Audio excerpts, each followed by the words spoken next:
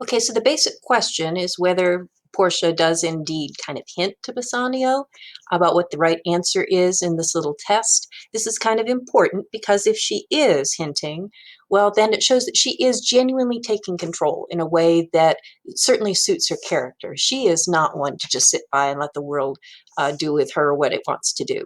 So I hope you look through 3-2 and have a little bit of a sense of what some of the possibilities might be.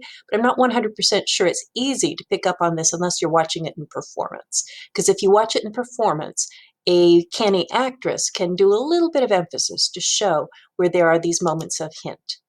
For instance, if when you look at that inscription, we know that we heard about that back when Morocco was looking through all three caskets, and we know that the inscription on the lead casket says, "Who chooseth me must give and hazard all he hath." Must give and hazard all he hath.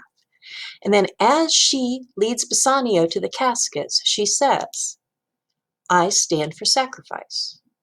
Must give and hazard all he hath." Okay. That's a little subtle, perhaps, because it also could be just like, here, I'm the one who is the victim. But yeah, there's a little bit of a hint there. And then let's look at the song that is playing when Bassanio examines the casket. Okay, the first verse. "Tell me where is fancy bred, or in the heart, or in the head? How begot, how nourished?" Yeah, which rhymes with lead.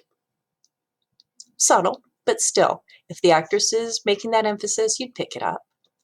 And then also listen to the content. The chorus of the song that is playing when Bassanio examines the casket says of fancy, that temporary attraction, that's not the same thing as love, that fancy, that thing that attracts you to something, is engendered in the eyes, with gazing fed and fancy dies in the cradle where it lies. Let us all ring fancy's knell.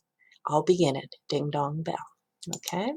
Now note how in the next line Bassanio picks up on the content, which warns against trusting what looks best, which would be such things as gold and silver. And then also, you might not know this, did you know that bells are made of lead?